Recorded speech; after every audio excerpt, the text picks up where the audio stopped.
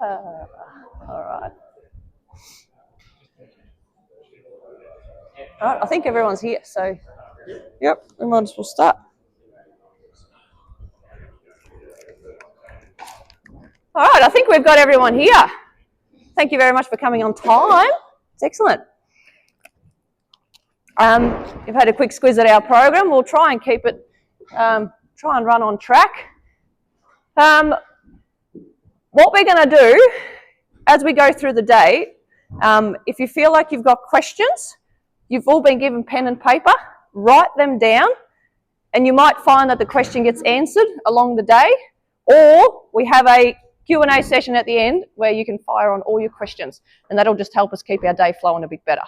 So, yeah, and thank you very much to our sponsoring agents for this day. I just rang them and said, how about you guys sort out the food, so I don't have to do that. So they're feeding us today. Thank you very much for that. And yeah, I'll crank in first. We've got Chris coming and Simon after that. And then I'll do a little talk after lunch as well on the ASBVs. And then we'll do our questions. All right. Why isn't it? Hang on.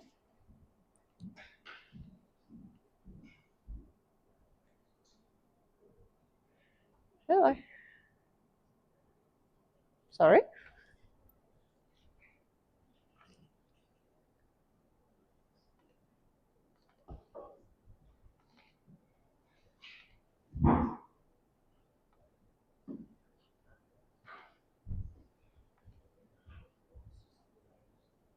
Why is it doing that?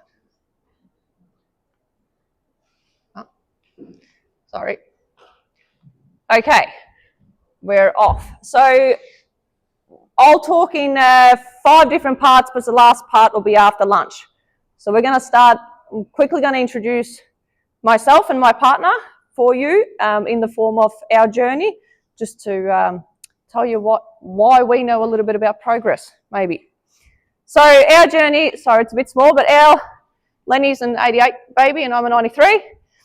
Back in 2000, Lenny purchased his first block of land when he was 12 years old, 43 acres, from money he's made from a cow his dad gave him, and he then bred another cow, and then he sold that cow, and then he bought some white Suffolk ewes, and then he sold some rams, and that was his starting kitty, and he was able to buy a small block of land for that. We still own that block of land. When I was 18 years old, I moved to Australia from Sweden. Despite my very broad Australian accent, I'm born and bred in Sweden. Lenny was then 24 years old, and he bought our now home down the road, 700 acres. 2014 was the first year that we cropped and did our cropping and harvest all by ourselves with our own machinery. Prior to that, we had shared machinery with Lenny's brother and dad, and in return for work, you know, we went around and harvested everyone's paddocks. But yeah, we went and bought a $2,000 air seeder, a $20,000 tractor, and a $20,000 truck, and a $20,000 header. So for $100,000, we managed to get our entire cropping done, and we did somewhere 3,000 acres that year. It was hard work, but it was good. And in 2017, we expanded our home block, made it nearly twice as big, bought 1,100 acres straight across the road, and we became parents.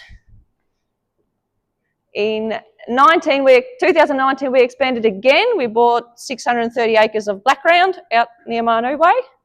And in 2020, we turned over our first $1 million. In 2022, we expanded again. We bought 510 acres of more black ground out that way. And in 2023, we bought an off-farm investment out of our profits. So we bought a house and a little 5-acre block in Wrong, hoping that Wrong's going to go off. And in 24, we purchased another block of land down the road from home, 320 acres. So today we own 3,600 acres. We manage 5,500 acres through lease and share farming total. And we sell 250 white Suffolk rams per year from our CWS White Suffolk stud. We run 1,400 commercial ewes on the side, and we crop about 3,500 acres every year. We have no employees. We have a young family, 2 kids, 8 and 5, and we are about 70% equity. We actually do go on holidays nearly every year. We've recently been away for 3 weeks, and we prioritise that. And we have remained cash flow positive for the entire time. And we've done this with no inheritance. There's been no farmland given to us.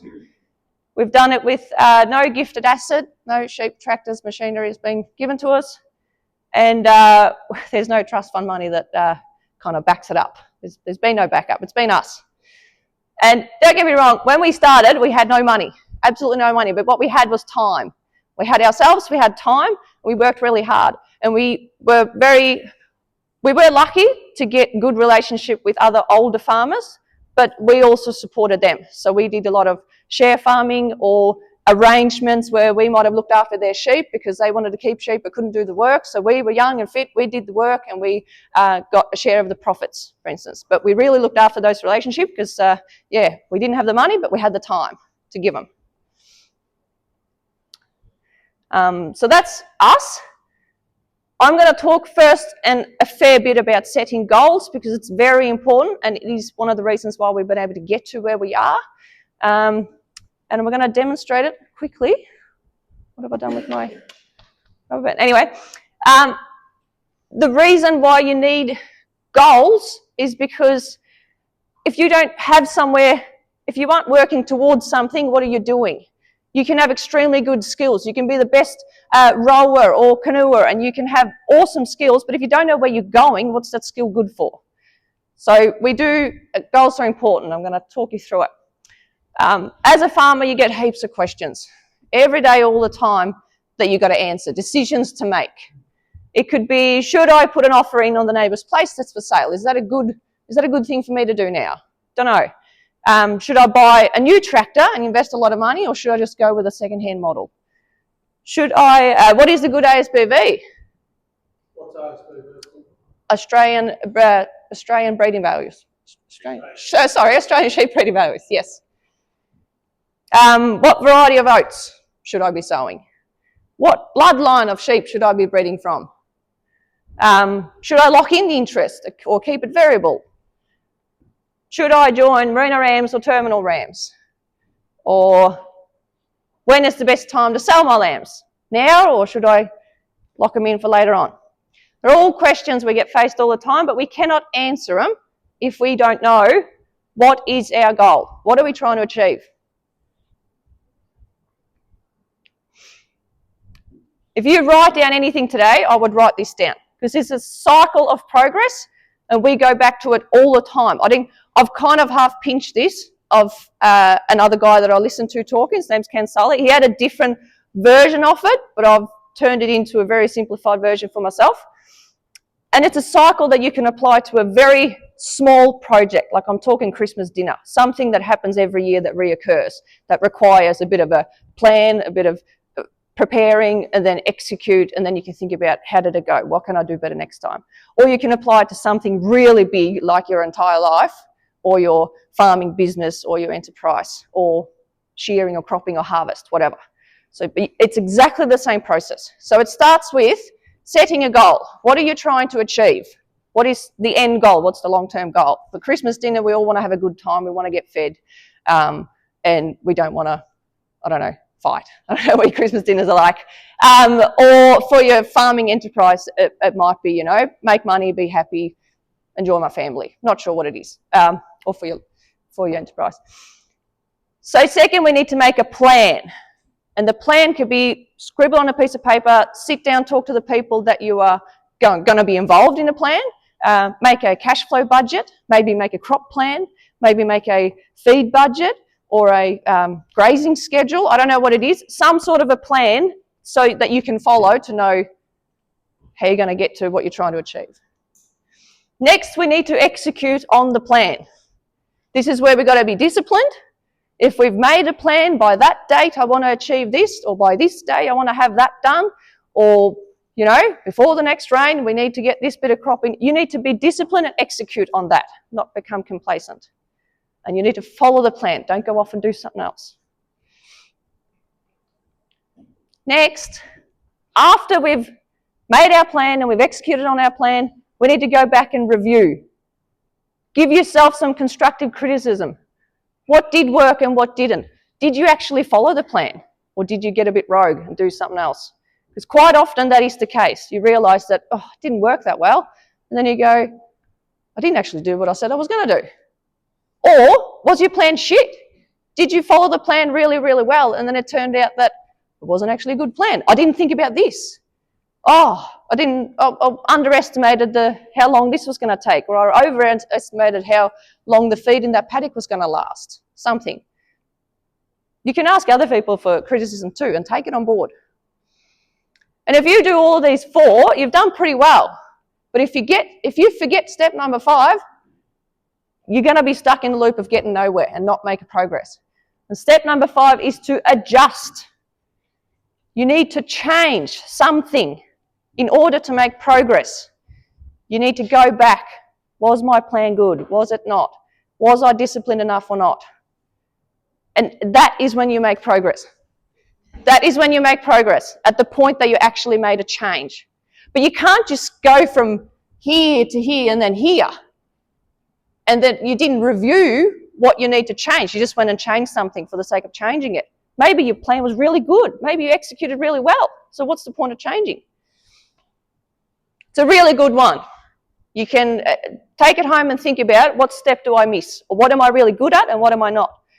And you might have people in whether it's your wife or your partner or the person you work with or an employee that you find is really freaking good at this process. I think they're a pain in the bum because all they want to talk about is what we did wrong last time. But that might be exactly what you need. Take that on board. Or you might have someone that is super disciplined. If you give them a plan, they will just follow that plan to the T. Okay? So just find your strengths within your team and see where they fit in. Okay. When we make goals, it's important that we have some fairly long-term goals, because otherwise we'll just end up, from here to there, and we're not actually going in a direction. So we need a fairly clear direction where we're going. I like to think of it as our sun or our North Star or something, like it's way out there somewhere. And we are down here. So we're aiming for it like this. And it's never going to be straight, by the way. No one ever gets to, it's more, you'll end up going a bit like this to get there, but we need to keep stop and just aim for the same thing. Now, these circles represents our short-term goals that we set along the way, because we're going to have steps. We can't just, I want to be a millionaire. Okay, well, how do we get there? What are the steps somewhere along the line? Okay, maybe I should make $100 profit, maybe $1,000 profit, maybe I should, But if you have very narrow goals, like if you have quite defined goals, I should call them, probably not narrow, defined goals, it's easier to stay on track. But if you have really wide goals that are like, okay, I want to make money. Okay, how? How much? Like, it's a fairly narrow goal. So you might hit those very wide goals that you're setting, but they weren't defined enough. So when you continue on that trajectory without realigning yourself, you might end up missing it all at the end, because you weren't defined enough in your goals and then you never stopped and realigned them. Like, you might have started off as a teenager, I want to be a farmer. And you did, you hit that goal, but then you end up way over here because you never stopped and redefined them. Okay, what else matters? What else is important to me? How do I make that happen? So with our goals, so here we are, we've realigned ourselves. We've stopped and we've realigned ourselves. And I'm not like, it's just a simple chat conversation usually, maybe with yourself, or most importantly with yourself, but also the people that are around you as well. So your goals need to be, number one, you want to chase all the things that genuinely make you happy. Okay? It sounds really cliche, but it really is that simple. That make you happy and make you content. You want to fill your bucket. And number two, you want to make sure that the way you do it doesn't put holes in your bucket along the way. Because what's the point of filling your bucket when it all goes out the bottom? So here's our bucket, okay? And the heading is balanced, well thought through goals will fill your bucket without making holes in it. Say that we want to put some money in our bucket. I think most people have got that as a goal. Because for me, more money doesn't make me more happy, but if I don't have money, it makes me unhappy. If I don't have enough money to do what I've got to do, I fall below the line. But I don't necessarily think that making more money makes me more happier. Does that make sense? Other things make me more happy. But I need that money to make sure that, okay, we're right. We might want to share it with people that we love, and we might want to make sure that they stay with us in our bucket. We might have a family to look after, some kids, they fill our bucket. And we might have some assets, a house, a home, a farm, whatever it is, whatever makes you feel safe and home and content. That fills our bucket.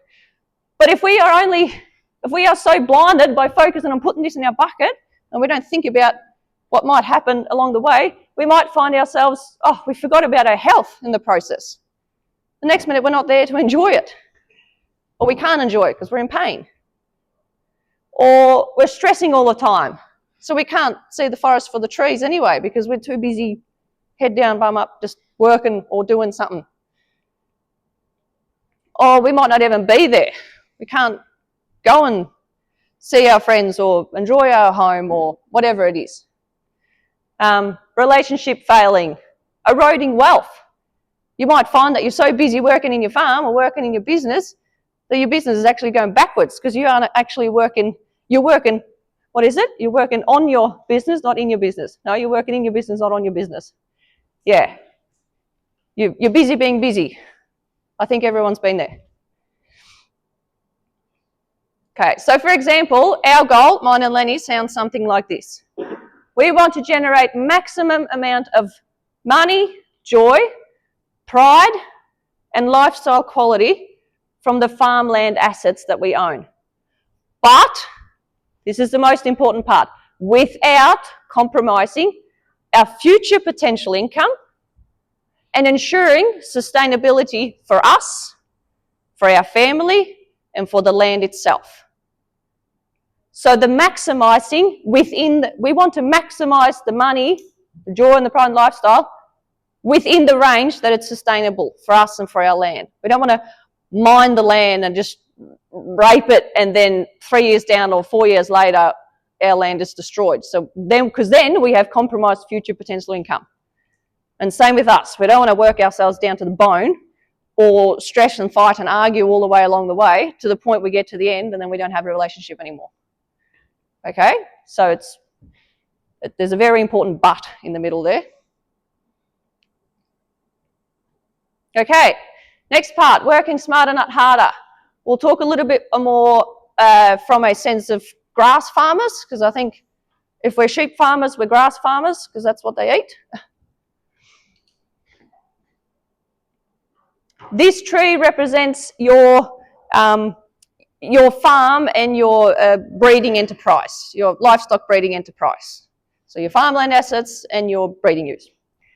Right at the bottom, we have the soil and the grass. So the roots of the tree represents the soil and the grass, what's underneath the surface. Okay, because it all starts there.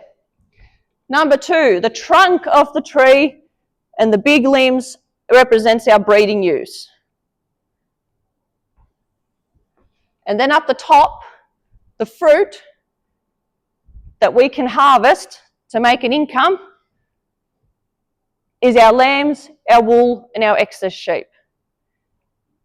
But just like if you were a tree farmer, where would you go watering, where would you go if you want to increase your harvest of fruit, where would you go putting the nutrients and putting the water and look after this tree? Do you go and sprinkle it on top of here? No, we go down here because that's where it starts. If we start neglecting this area and all we're focused about is polishing our fruit, our apples on the tree, what's going to happen? We're not going to have a harvest, are we? Our tree's going to die. It might take a couple of years or 3, It's not going to... So we need to water down here. That's where it starts, in that priority. And we need to prioritise this within our business. This is number one priority at all times. Now, there's one thing missing out of this, actually, because if this shouldn't really be number one, this should be number two, and that should be number three, and that should be number four. Because if there's one figure in here that's not in there, and if that thing wasn't there, none of it would be looked after anyway. Who's that? It's the farmer, the people. Okay? So don't get too busy looking after your trees and polishing your apples and harvesting your fruit, and then you never watered your own tree. Okay, this picture here represents 12 months. So this is New Year's, goes around. That's about end of financial year, and it goes around again. It just keeps going and going and going. And the colours represent the amount of feed you've got on the farm, the amount of grass that you can grow and the quality of that grass. And if we're lucky, we get a break about here somewhere, which this year was probably about here somewhere. It's fantastic. The last 2 years, it was probably about here. It was shit house. So our grass growing season, and then if we have a short finish, it can be shorter on this end as well. If we have a soft finish, it gets a bit longer. But we need to keep that in mind. How long is my grass growing season? And yeah, so the break happens about here somewhere. It takes the first part of the year when the grass is trying to establish is very, very critical. It needs time to set up a solar panel. It needs time to bring those roots back to life. And if we're there gracing it all the time, it's not going to happen. Okay? So if we grace the crap out of our grass here, and then winter comes, not many sun hours, it's cold, it's wet, it's frosty, the grass doesn't grow much anyway. Okay? And then we come out in spring, and hopefully we have a big flush of a lot of feed very quickly. Conditions are very good. And then what feels like overnight, it just flicks over to, seeds are in, the grass has turned, it's all but cattle feed. Okay? And then it's a race downhill from there on. You get a bad summer rain here somewhere, and the nutrition just goes right down. So if we're in a negative spin, and I can draw this very accurately because we've done this more than once. Okay? If you're in a negative spin, you start here somewhere. Lambing is upon us, we're autumn lambers. Lambing is upon us, our ewes are skinny. All right? And trying to stop heavy pregnant ewes that are skinny from dying is like catching a falling knife. You are working flat out feeding those sheep and you're getting nowhere. Okay? But that's where we're at. So we have our lambing, and it's really crappy because we're out there with the trail feeder every day trying to feed them. The lambs are dying because the ewes are just running away from the lambs, and it's not fun. And you work really hard and you get a very poor result. Okay? And then you push through winter, and even worse, you're out, like as soon as you get a pick of green grass, you're trying to desperately put those sheep on that paddock because I'm trying to keep the ewes and lambs alive. Okay? But in doing so, you aren't establishing any feed because you're eating it as soon as it pops out of the ground. Okay, so you're coming into winter with bare paddocks and we're in a green drought as such. So you come into late winter or spring or late winter, whatever, and you leave your lambs on the ewes for a bit longer before weaning because they're too weak. They're too weak to wean, and you don't have any good paddocks to put them on because you haven't been able to grow any grass. So you let them hang on mum for a bit longer. Okay? And then we come around here. The grass season turns. Your lambs have grown, but they didn't make sucker. And you're running short of cash because you've spent a heap of money on feed around lambing here. So you want to maximise the return on those lambs. So you think, nah, I'll shear them and I'll hang on to them and I'll put them on the stubbles and I'll go for that big money in January, February. Okay? But what happens then is you come into summer, so your feed bank is diminishing really fast, your feed quality is diminishing really fast, and you have got the highest number of stock on at this point. And you've got big lambs. They might be 40 kilos, but they're bony because they're quite old. So they take a lot of fattening. Like it takes a lot of feed to fatten a 40-kilo lamb that's not fat. A lot more than it does to fatten a 20-kilo lamb because they eat twice as much. So you're here, and you've got to focus on your lambs because it's the only way to make money. And you need some money in the bank account. Okay, and then we come around here again. You might have got rid of the lambs. Your ewes are a fat score 2 maybe. They're okay because they've been dry for a long time and you've joined them, but they're early pregnancy, so their feed requirement's pretty low. So you feel like, oh, they're okay, they're all right. You leave them out on the stubbles that were left over from the lambs, or a little bit of grass you got left, and they're okay until they get to here again, and then all of a sudden they're late pregnancy and crap. The sheep they just fell over. What happened overnight? They went really skinny, and then we're back again. Okay, now how do we stop it? If you're in this cycle, we want in a positive spin instead, and we stop it by putting our ewes in a containment yard. Come summertime when the feed quality is crap and you need to build them up before lambing and before end of pregnancy, you lock them up and you feed them, okay? You don't wait for a good season to break a cycle. You make your own good season, okay? So you lock them up, you feed them up, and here you can scan, you can put your singles and twins, you can feed your twins because they need more than the singles. So you're saving a bit of feed that way. Your ewes aren't walking around the paddock. They aren't destroying your pastures. You're saving coverage. So when it does rain, you will actually utilise a lot more of that water because it stays on the paddock. It doesn't run off. Okay? And then you come through to lambing. You can keep your ewes in containment up until basically a week before they lamb. All right? So then you've been able to grow a bit of nice feed out the paddock, maybe, if the break came. If the break didn't, well, your ewes are still in good condition. So take the feeder out the paddock, give them a sacrifice paddock, lamb them down in the best paddock you've got for lambing. All right? But they're fine because they're not starving and hungry. They've got a haystack on the back. They might be a fat score 3 or above or something. So they can look after the lambs okay, and they can draw from that and give to the lambs. And then you wean them a bit earlier because you know that lambs that are over 15 kilos don't need to be a mum anymore. They need food. So you might have planted a winter crop instead, and you've looked after that winter crop really well, and then you wean your lambs, and you put them on this winter crop, and your ewes are fine because they might have drawn down from a fat score, 3 to 2, but that's fine. They've got 6 months to recover, all right? And then you come to this end of grass season, you've had heaps of feed, you've fattened these lambs, you sell most of them as suckers because they made suckers easy. No worries. And the ones that didn't, well, you sell them to Tom down here and he'll fatten them for you. And you've destocked, so you come into here. This here is usually a pretty good ewe feed. Ewes can do fine on that, especially if they're not coming from skin and bone. If they've already had a 2-3 month holiday from weaning, they're fine. Or you go out and put them on your stubbles. Put them on your bean stubble or your lentil stubble or your barley stubble, whatever. Heaps easier. And then come summertime again, or you smack them back in the containment feed and you're off. This here is it's working with exactly the same rainfall, a small amount of input, and you will grow that much more feed here because you think, oh, I've got to feed them around here, I've got to pay for that, but you'll probably grow 2 or 3 times the amount of feed around here. That you can run more lambs, you can run more ewes, you can run more ewes on that system and work a lot less. Okay? Okay, now we're going to chase profits. Because it's the profits that make us money. Gross income doesn't make us money, it's the profits, it's the margin that's left. Okay, no grass is free. There are no free acres. Even if it was handed down from your grandma and it's got no debt on it, it's still not free because it takes money to maintain it. You've got to pay rates, you've got to pay insurances. And then even if, most of us are paying debt, I think nearly all of us are paying debt on it, and interest rates aren't that fun.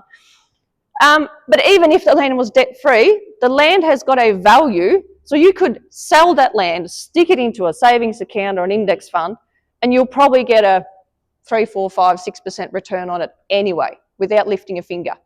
So that's a loss of income that you need to take into account. All right? If your farm's just breaking even, you might be better off to sell it.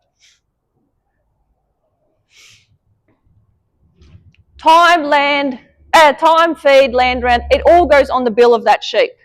Because every day it stays on the farm, it owes you rent for that day. Okay? And any inputs you put into it. So now we're chasing profit margin over gross value. And with profit margin, I mean your income minus the expense. And I mean every expense that's gone out of your dollar, and like I said, what you would have made if you did something else with that land, with that asset. Now, return on investment is a different number or different figure. I'll use the example. If I buy a lamb for $100 and I sell it for $120, I've made a $20 margin.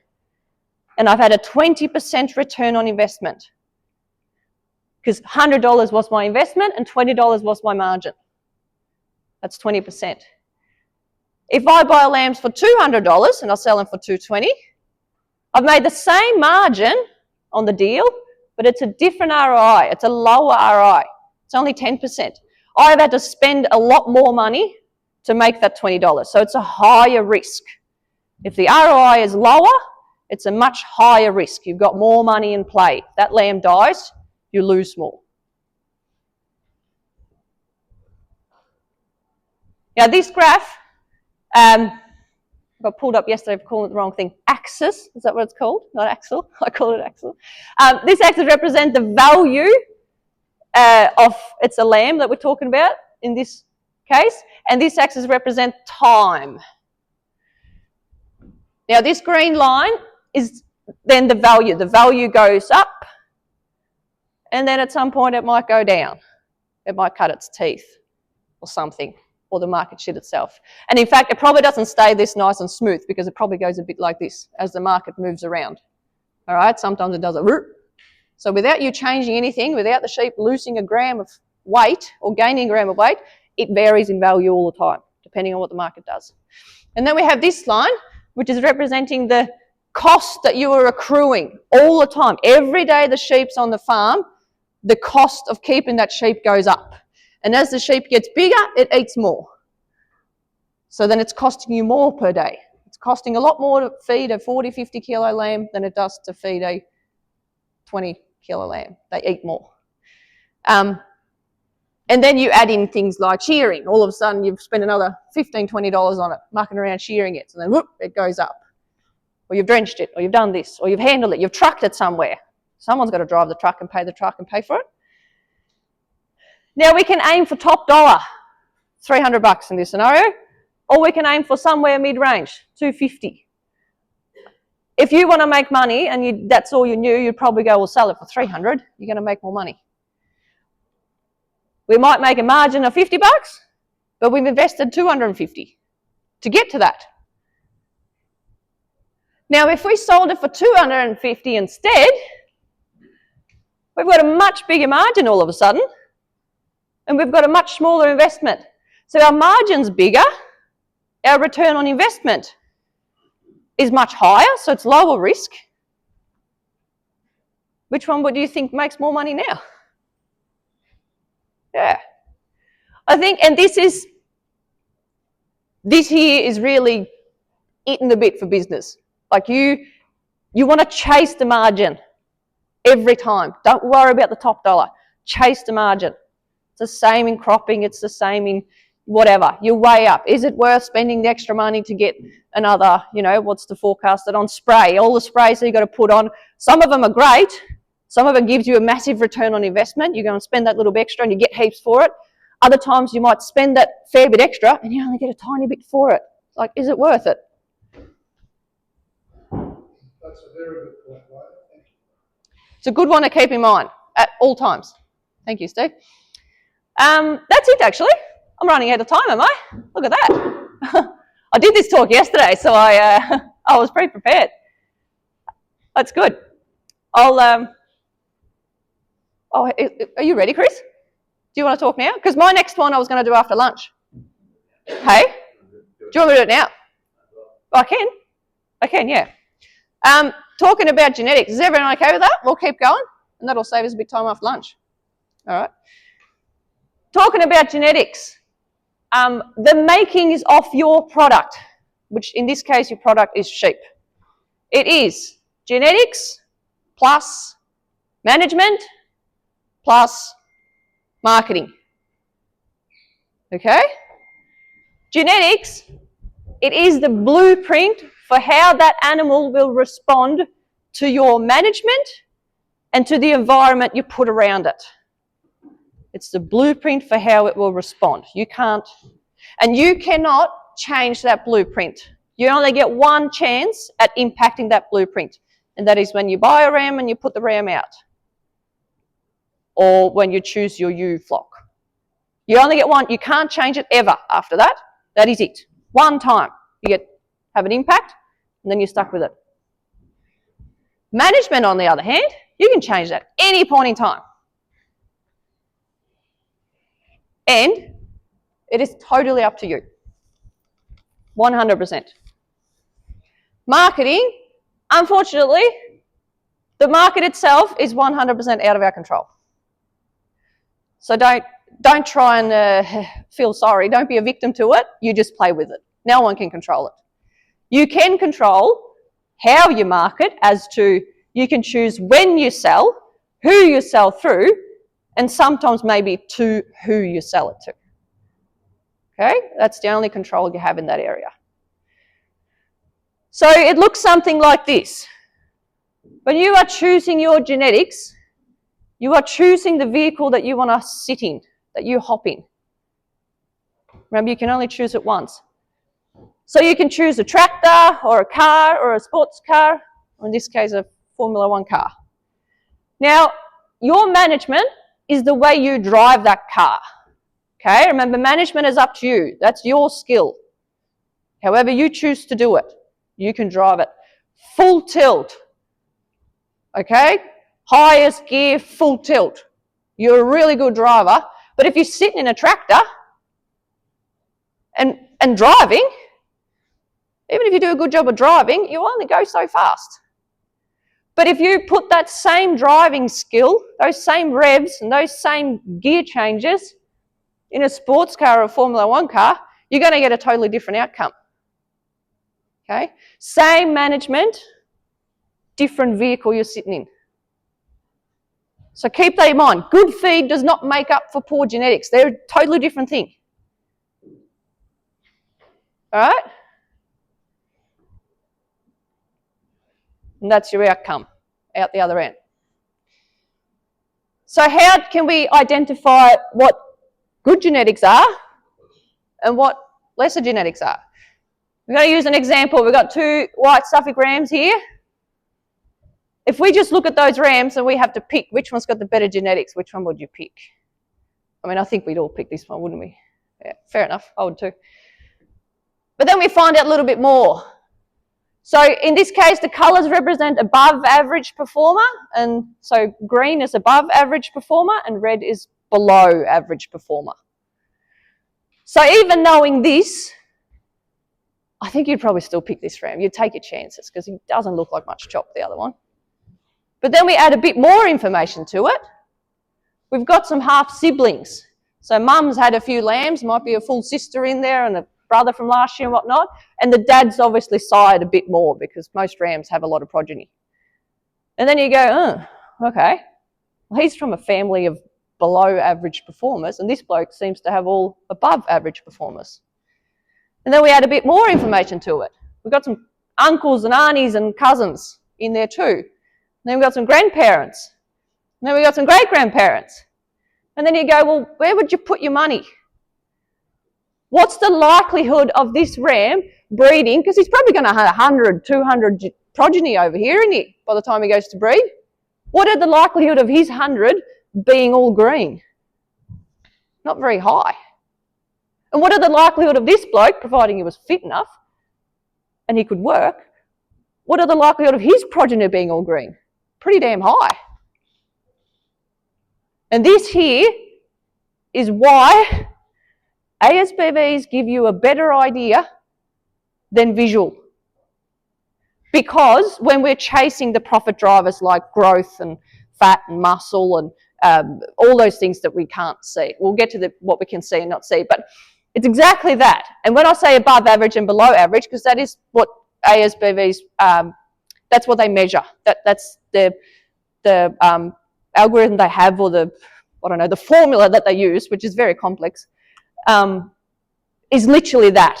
It is trying to measure, did those sheep breed above average, below average for their management group. Okay, so why do we need breeding values? ASBVs are designed to help us take out the environmental factors and give us the ability to compare the most likely breeding outcome And that's breeding outcome. It's what they're going to breed. It's not a score of that sheep itself.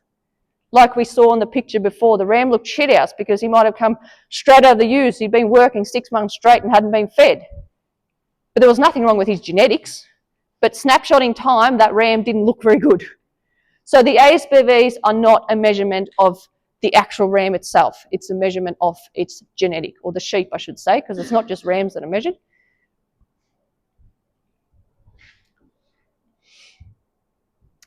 And it is important to differentiate between traits that you can and should judge visually with your eyes, and the traits where ASBVs are your only indicators, not your eyes.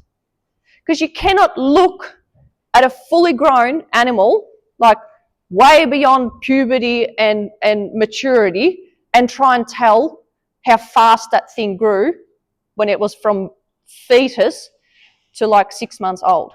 That would be like me sitting here being able to point out who was a small baby, who was a big baby, who was the tallest person in grade 6. Oh, no freaking idea. I could line you up now and see who's the tallest, but that's not a very good indicator. Okay? Yeah, so remember what you see with your eyes is a snapshot in time. It is just that. It is just what they're looking like today. It's got nothing to do with its breeding potential and the genetics it carries.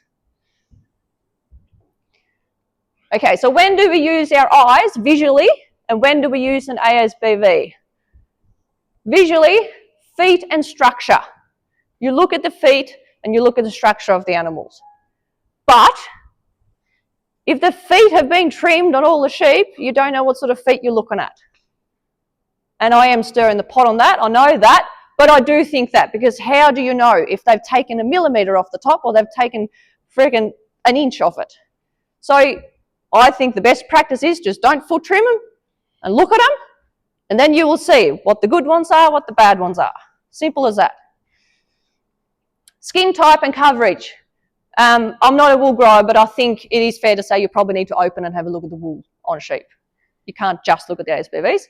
And coverage. If you don't want a white Suffolk that's got wool growing up to its lips, not that there's many of them, but look at them. You can see that, pretty simple. You don't need an ASBV for that. Top line and shoulder composition. Yes, you need to look at them. Can they walk properly? Are their feet swinging out like this when it walks? Just look at them for that, 100%. And it doesn't necessarily change with, oh, it's a bit fatter, it's a bit skinnier or whatever. Bad shoulders are always bad shoulders. Bad feet are always bad feet, no matter how much you feed it. Pigmentation. A black sheep will be a black sheep, no matter what. So ASBVs, we need ASBVs to give us an indicator of growth rates, because we want faster growing sheep. Okay? And like we've just outlined, we can't see that with our eyes on a snapshot in time. Muscle and fat depth. We've tried to pick, you can see the really extreme. If you're comparing a slabby merino versus a real dense meat sheep, you can see that one's probably got higher muscling than the other. But when you're coming towards the top end and you're comparing a sheep within the same breed, it is bloody near impossible, or it is impossible to try and pick which ones are going to breed you that extra 1% yield by being a little bit higher muscled. You can't, like we're talking, an eye muscle, for instance, is about, somewhere between 30 to 40 mil. 1 millimetre is 3 millimetre on a 30 mil is 10%. You get that right? Yeah. So 3 millimetres is about this much. You can't look at a sheep from the outside and see, oh, he's got 3 millimetres more muscle. But that's 10% more muscle on a carcass. Okay? And same with fat depth. Fat's even less, like you're talking 1 millimetre here and there. Eating quality, well, yeah, we can't see that from the outside. Worm resistance. You can't see that either. At some point it might turn into dags, but worm resistance can also be their doability. Like sheep can have worms without being daggy. So we need that for that too. And fertility, they're doing a lot of work on this now within the, especially in the terminal side, because they're combining the terminal and the maternal sheep genetics, the lamb plan. And they are putting a lot of emphasis on the fertility to bring up how the maternal side's been really good at recording it and measuring it, but they're bringing the terminals into it as well and need a bit more education around how we do it. So it's going to get a lot better and be a good indicator very shortly. It's still good. So how sheep genetics, that's what SG stands for, remove the environmental factor is by using linkage sires. So in this case, we've got Matt, Scott and Luke have bred a homebred ram each. And on Matt's farm, his green sire had 50 lambs, say. Those 50 lambs' average weaning weight at 100 days, let's call it that, was 36 kilos, okay? Scott's farm, his sire bred lambs that had an average weaning weight of just under 45. And Luke's lambs, by his red sire, was somewhere in the middle. Now, if we just knew this, and Matt and Scott and Luke get together and they're trying to sell you their ram, Scott would say that mine's the best. Look how heavy they were, okay? Now, they chose to, we threw in a linkage sire, which means they used the same sire. So they shared, he's pink, sorry. A pink sire. So Matt had it on his farm and they were joined in the same group of ewes at the same time, and it was on Scott's farm as well and Luke's farm as well. So now we have all of a sudden the same genetics, because one ram delivers the same genetics on 3 different farms. And then we added in how they performed compared to their homebred sires, how the pink sire performed compared to the homebred sires. There was a difference. Now the next step is we use our pink ram then as our benchmark. Like this, they were all the same genetics. And we added the other sires next to it. Now who was the best ram? Which ram has got the best genetics? Because that's what we're buying when we're buying a ram. It's the genetics. All of a sudden, the red one turned out to be a way above average performer. And the blue one was indeed worst. So I can't remember what his name was now in the middle, but Scott's farm or whatever it was, he's obviously a very good manager. Imagine what result he would have if he started using these genetics on his farm. He would have very heavy lambs. But he's a good manager, good driver, but he's sitting in a tractor. Okay? Does that make sense? Because this is the basis of sheep genetics. This is the basis of ASBVs. This is how they take out the environmental factor and how we stop looking at raw data. Why is raw data irrelevant? It doesn't matter if you ask someone, what did that one sheep, what did that one ram weigh at weaning weight? It's irrelevant on its own. It's relevant when we put it into the system and compare it against a whole management group, including the linkage sires. Then it's relevant. But on its own, a raw data that the sheep is 100 kilos, hooray. It tells me nothing. Absolutely nothing. So if you've got any questions on it, I'll answer it now actually, because it's very important. That is it. That is it. No? That's good. Okay, when we as a stud breeder add data into sheep genetics, it's the more relatives we add on that sheep, this is what sheep genetics does with the data from that relevant, how it prioritizes. So it sounds a bit messy, but like we saw before with the picture with the 2 rams and all the red and green siblings, so when we just add that one ram, for instance, I've only just weighed that one ram in his group. I haven't got any pedigree on him, nothing. Okay, well, that's all they can look at. And your accuracies will be about here. I actually think that's very high, 60%, considering it's got no pedigree. I don't even think it is that high these days. I think this is an old picture. Now, if we add a little bit more, we add its parents and some half siblings. Okay, see how himself is not as relevant anymore. Now they look at the half siblings. They are just as relevant as him, and they look at their parents. Now, if we add some progeny in the system, so I think most of the time when you buy rams, you buy from here. That's the amount of data that's in it. It's got pedigree, but it doesn't have any progeny in the system because it hasn't actually bred a lamb. But as soon as it's bred a lamb, that's only 30 progeny. See how he becomes very irrelevant all of a sudden? It's his progeny they look at. It's like, how did they perform? Because we're trying to measure breeding potential. It doesn't matter what he looks like. It's the breeding. And then if we go next step again, when this ram's had 200 progeny in the system, well, our accuracy is right up. They know pretty well, okay, I've got 200 lambs that's given me the proof of how this ram's going to breed, and he himself is irrelevant. Didn't matter if he was the heaviest lamb in the group or whatever, or if he was the lightest. If his progeny is proving that we're breeding this well, that's what they look at. Okay, and this is why data moves around all the time. They update sheep genetics every 2 weeks. They do another run, they call it, because farmers add more data into the system, or breeders add more data into the system, and that's why they change, because we go from here to here to here, and all of a sudden we've got more data, and they try and give you the best with the information we have on hand now. This is what we think. There's less shift in those ones. Yeah, well, that's right, because the accuracies are right up. So they don't move. They don't move as much. These ones here move a lot. So if you're buying a ram that's only here or less, like the less pedigree that's being collected, the more it's going to move.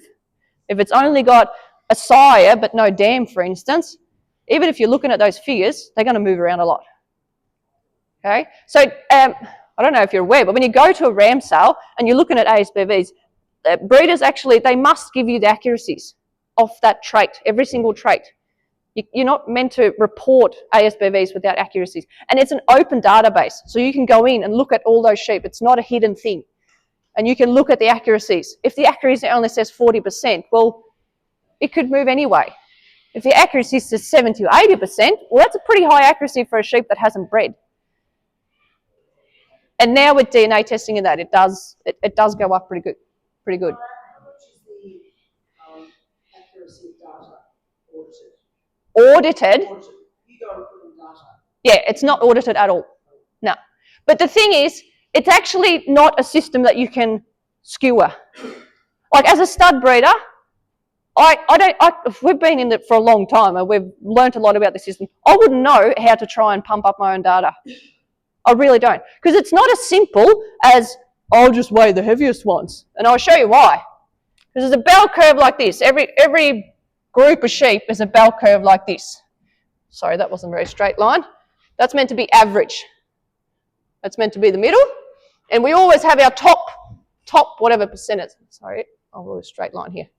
These here are very top percent. Okay, there's never a lot of them.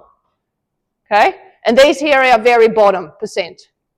And then we also, like, the more we get closer to the average, the more sheep it's going to be in it. Like there's a dime and a dozen in the 50th percentile, the average sheep, but you've only got a small percentage here. If I went and said, I'm not going to weigh my culls because I want to pump up my figures. Okay, well, what happens is that we scrap this part here all of a sudden. All of a sudden, our bell curve now looks like this instead. All right? And our average is here. So the sheep that was here before, he was above average for the group. I've now put him here. So I've put him way below average. So if you think you're going to be smart and I won't weigh the whole group, you've done yourself a disservice. So I actually don't know what sheep you would and wouldn't weigh to try and fix up your own data. I don't. It's actually a good lesson when you're buying rams that if you go to a stud, whatever it is, terminal or merino, there's studs coming into the system now that only measure or genomic test a small percentage of the sale team. So what Maja's saying is that everything, it doesn't matter if it's a cripple or whatever it is, everything is measured and tested because it actually helps. It freaking sucks. We DNA test every lamb born in our white Suffolk stud, and you get one in that's a one nutter, and I'm going to punch a $30 freaking DNA test out of it. All right? It sucks. It feels wrong every time. But if I don't, or like I said, a cripple or something, for starters, I want to know who its mum is. So I want to get the pedigree and follow through. But we just do every single one. And then you know. And you run them, like you need to do, we try to run our sheep in as big a group as possible, because as soon as you run them separately in a different group, then you need 2 bell curves all of a sudden, because they've been under different management. So as soon as you start treating sheep differently, they must be different. Anyway, this is sort of stud breeding stuff when you're entering data, but that's the most of it. Oh yeah, yep. Yep. And then there is parameters in there like if all the checkpoints, if it lines up, you see that first here and stuff. Kilo a day. Yeah. The system itself, yes. Yes, the system itself has got, it'll kick back at you all the time. There's a fault here. You've got a ewe that's got 2 lambs born on different dates. You've got a ewe that's managed to have 2 lambs, like lambs twice a year. Like it's got heaps of these. It comes back with all the time. So yes. Yep. Someone measures your figures and they turn the shit. That'll leave all your figures down so you can't. Yes. Yeah. If I sell a ram and someone else uses it and it's not performing over there, no, it'll drag down all of mine. Yeah, that's right. Yeah, you can't. No, it's not. You aren't protective of your figures. As soon as your genetics go out there or you bring others in, they move around all the time. Yeah. No, so it's not a system you can necessarily fiddle with. Actually, because land has been going so long, we've just got to put Yeah. There's so many animals and half and not all of us. Yeah.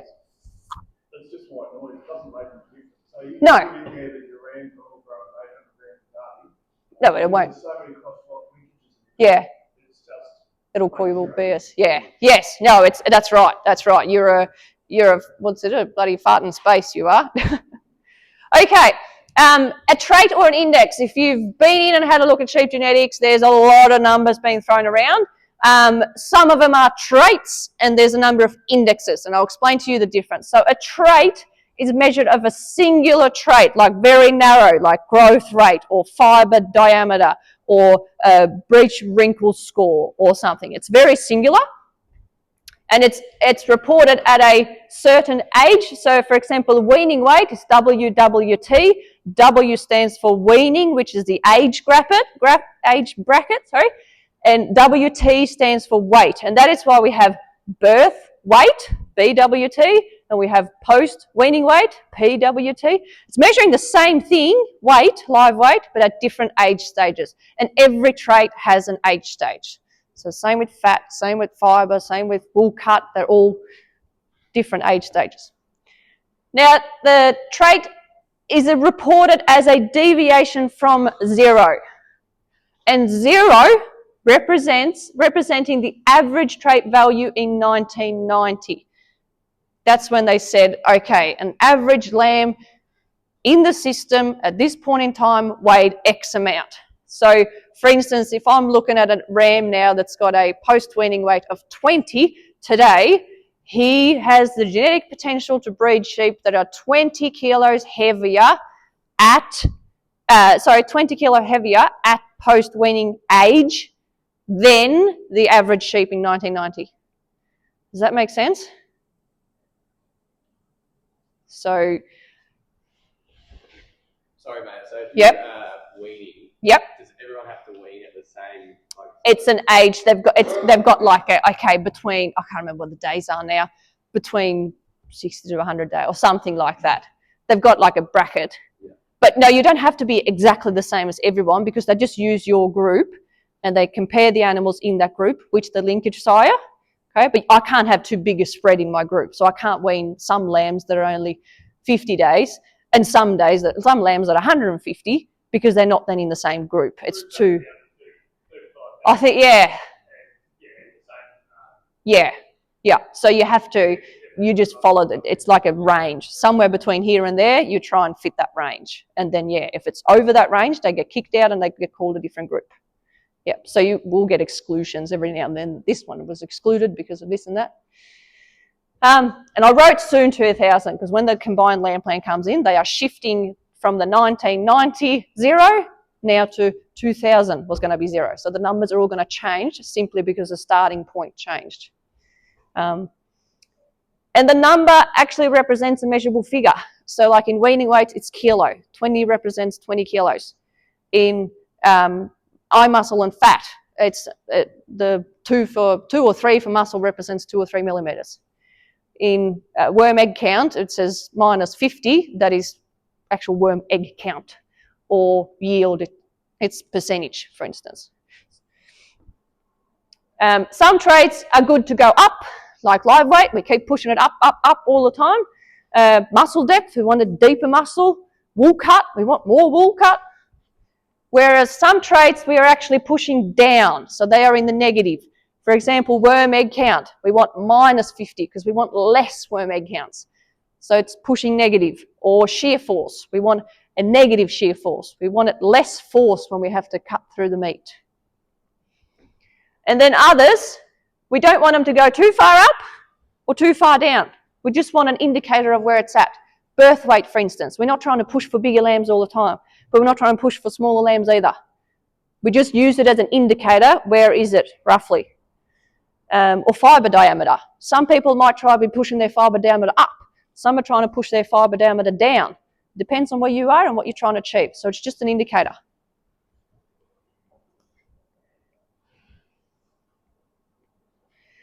So an index is a totally different thing.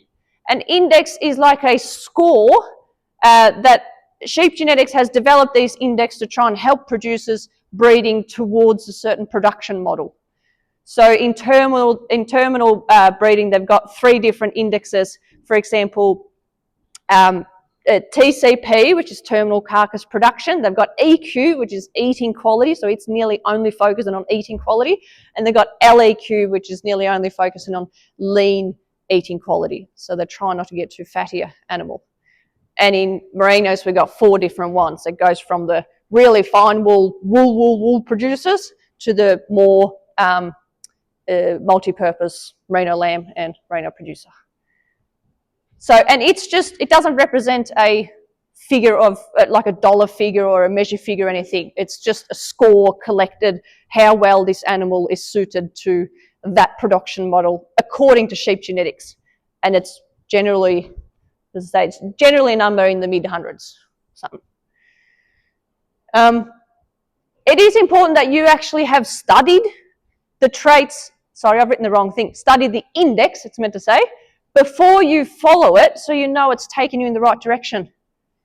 Okay, because it's very easy to just look at a number in a sale catalogue and it's, oh, it's purple, it's great, but what if it's taking you to a direction you don't want to go? So you need to figure out what those indexes mean, and it's on the website, Sheep Genetics. You press Sheep Genetics About, and it says Traits and Indexes, and you can read up about it, if you want to do that. Like for us, for example, we don't necessarily follow the main one of terminal breeding because it doesn't favour fat, and we came from a period of having very low fat, like our base 10 years ago was very low fat white Suffolks, and we wanted to bring that up because we thought it was much beneficial, or we'd seen it ourselves, it was much more beneficial for merino breeders with a lot of lean wool cut and merino use to have a ram that supplied a bit more fat, a bit more oomph, and it just enabled those suckers. However, TCP wasn't benefiting fat, it was actually a negative. It didn't want you to breed rams with a positive fat score. So for us, like TCP's still gone up, but we're not maxing the TCP and we're not just following that one blindly because it would take us in a direction we didn't want to go. Yeah, all indexes and their breakdown can be found on the Sheep Genetics website. So here's just an example of a couple of the terminal indexes and what they take into account. So here's post-weaning weight, carcass eye muscle, and then carcass fat depth, dressing, lean meat yield, intramuscular fat, shear force. But then, like for instance, the difference is you look at LEQ and it puts heaps of emphasis on the intramuscular fat and the shear force, which is something we're not getting paid for at the moment. So the industry is really trying to push us towards breeding a very edible lamb, which is fair enough. I understand they want to do that, but it is also a hard sell for farmers to try and buy rams based on that when it doesn't make any difference at the moment. So like they're still including it in this one, but not as much. And then these are some of the merino ones. I won't go too deep into it because I'm not a merino breeder, but this one here was a good graph, and it tells you how much basically financial benefit you would have from your different classes or your different, like blue represents wool clip and the red represents your prime lambs. So if you follow ML, which is merino lamb, as an index, it will benefit you a lot in your prime lamb production, and it'll also still benefit you in your wool production, but not as much. Whereas if you follow FW, fine wool, this one, it will benefit you a lot in the wool side, and it won't really benefit you at all in your prime lamb production out of your sheep. Yep. That's quickly what's on merino, because there'll be a lot of merino breeders. It's probably confused on. Yeah, I've thought that up. Touched on the post-wedding weight mat being kilos, it's above 1990. Micron's a big one that everyone's going to select the merino on. How does the micron work? Like, say yours starts from positive 0.7 to negative 1.7. Yeah, so What's that actually telling everyone? it's your mean. So if you like, so our sale team's negative 0.5 for yearly fibre. So we're, I think the mean's 19.4 or something like that. So yeah, we're 18.9, something like that. Yeah. It's a good one. Good. So yeah, if you're trying to breed under 19, you need to go for a negative fibre diameter then. If you're above that, yeah. Okay, that's good. How do I know what is an above average, top or a bottom ASBV? Well, like we said, ASBV changes all the time. It's not a set. Every 2 weeks, more data comes into the system and they move. And stud breeders are doing a fantastic job of pushing these averages up. So they update all the time. So you need to go in on Sheep Genetics website and have a look at what's called a percentile band report. Sorry, it's really small to see, but it looks like this. And up here you have the traits. So that says TCP, birth weight, post-weaning weight, post-eye muscle, whatever traits. You can choose what traits you want to look at. It's customizable. You just go in and click which ones you want to see. And then it tells you the top 1% percentile. So it'll be any sheep that's over 22.2 for post-weaning weight currently, because this is a current one, is in the top 1% for post-weaning weight. That makes sense? Yep. And then your 50th percentile then represents your average. Okay? Now, and this is the colours, this is what will be used if you go to a ram sale and they've got all the colours in the catalogue. It's based off this right here. So, you know, your top 5% will be purple. It's not, if they're talking about ASBVs, it shouldn't be within their flock. It should be based on this, the whole system. And it updates every 2 weeks. Okay, I'm nearly done. This is it. We're going good. So ASBVs is not the only tool that you can use that drives genetic gain. You need to look at your ewes as well and cull underside traits that you don't want. Because remember, the ram's only 50% of what you breed. The ewe brings the other 50%. So you can't just be relying on the ram. And it's, I mean, you can try and fix problems in your breed. And I think like for us, for instance, we focus just as heavily on cutting out the bottom 20%. If we constantly keep getting rid of the bottom 20%, we will lift and increase much faster than if we just tried to duplicate the top 20%. That makes sense? And it also narrows this bell curve. This bell curve. Some studs, I think we're pretty good, but some studs might have a massive bell curve. It goes like this. As in, they've got heaps of sheep down here in the bottom 90 percentile, and they've got some up here as well, but it's a big spread. Like for us, what we're trying to do is just chop that off every year. Every year we try and chop the tail off, and what happens then is that our bell curve becomes really tight. And that is why you can come to our ram sale, and from lot number 1 to lot number 200, there's not that big difference in the sheep. Like I'd love to go to the end of the sale, and the last sheep sold for like basically average, and the top sheep sold for average, because people go, I can pick nearly anyone. It's because we've done that, we're trying to push, and that's what we call depth. We call it depth because our bell curve is really deep. There's heaps of sheep in that top section. Okay, and you can do the same in your breeding flock, in your own breeding ewes. Have a look at your current ram battery. How many people just keep running the same old rams in again until they break apart or die in the paddock? If you've got a 5-year-old ram out there, a 4-year-old ram out there, he might be well below average now. Like when you bought him, he might have been a top 20% or whatever, but 3 years later, the breeding's gone like this. So he might not be anymore. So you might be better off to kick him off, buy a ram from mid-range, here somewhere, out of the sale, because he won't be very expensive. He's just a mid-range ram. But he might still, your old ram might be back here. So you get a massive gain for not a lot of buck. I think a lot of people forget about that. What else did I have? Ask more from your ram supplier. Demand more, ask more. Don't just be happy with ducking down the road and buying a ram because it's convenient. Ask more from it. Like this, we put a lot of work into, I really think we put a lot of work into making sure that we drive genetics. We take our responsibility as stud breeder pretty serious when it comes to genetics. And our rams are not that expensive. But sometimes you think, hurry up, like there's people out there that sell rams, and what do they do for it? But like, what extra care do they take, or are they just fat lambs with balls in them? Like, don't go and spend your money on fat lambs with balls in them. You're leaving a lot to chance. You can get so much more for it. This doesn't really drive your genetic gain at all, but look after your rams too. If you spend a lot of money on they don't take that much looking after really. Like, I'm not saying putting them in a shed and prune them and wash their faces, but at least feed them. Okay? It's not, yeah. That's it for me, actually.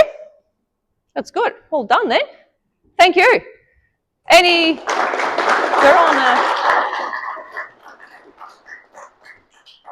We're on time, perfectly for morning smoko. It's there, ready to go.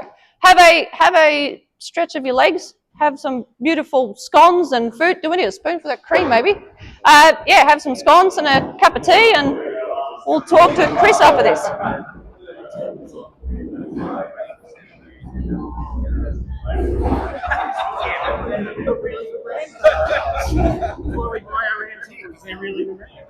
Yeah, well, hey, how are you? Good. I think you're gonna have to marry me though, because